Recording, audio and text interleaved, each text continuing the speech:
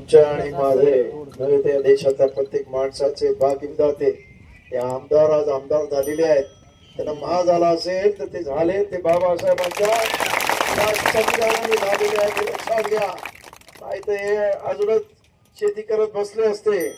त्यामुळं या अशा माजुऱ्यांना ठीक करायला आंबेडकरी जनता समर्थ आहे हे मी तुमच्या सर्वांच्या समोर सांगतो.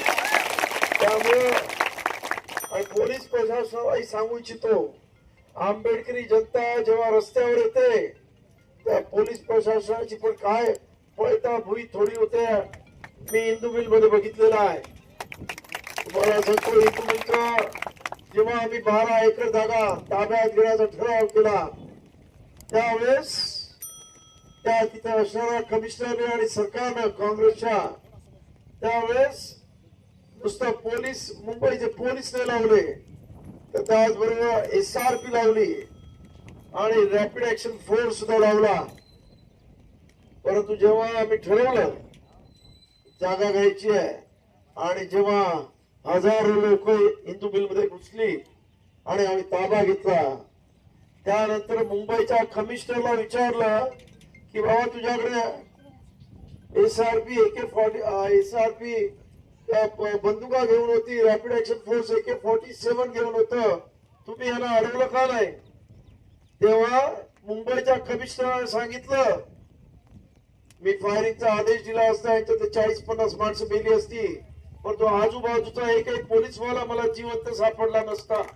ही घोषणा आणि ही खरी आंबेडकरी चळवळ आहे. नाही तर आमच्यामध्ये लफंगे बरेच आहेत, काही दलाल आहेत, काहीच्या रक्तामध्ये आता भेसळ झालेली आहे.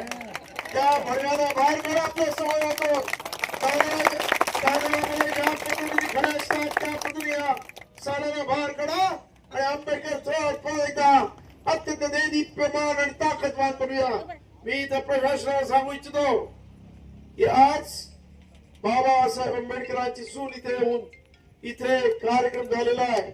मी आता कागद बघितले, 85 पासूनचा रेकॉर्ड आहे. मालमत्ता कर भरला जातोय.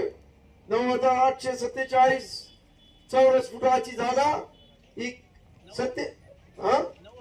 तेच म्हणतोय आता काय तुम्ही मराठीत बोललो बर. तर ही जागा आज या इथं आपल्या नाव लागलेलं आहे. आणि असं असताना आम्ही हिंदू मिल मध्ये कसलंही नाव नव्हतं तरी आम्ही जागा घेतली. आज बाबासाहेब स्मारक होतोय इथं आपलं नाव लागलेलं आहे. त्यामुळं या इथं असणाऱ्या प्रशासनाला आता दलाल्या बंद करा. भरपूर पैसे खाऊन झाले, पोट फुटायची वेळ आली आहे. त्यामुळं पुन्हा तुमच्या मागे चौकशी लावली तर आज खाताय उद्या जेलमध्ये भाकरी तोडावी लागेल. त्यामुळे या प्रशासनामध्ये असणाऱ्या अधिकाऱ्यांना मला सांगणं आहे की मूर्खपणा करू नका. आता ह्याच्या पुढे आंबेडकरी समाज एक संघ एक दिलाने आहे. कालच नांदेडला आपण ताकद बघितलेली आहे. 1.5-2 लाखाचा मोर्चा नांदेड मध्ये निघालेला आहे.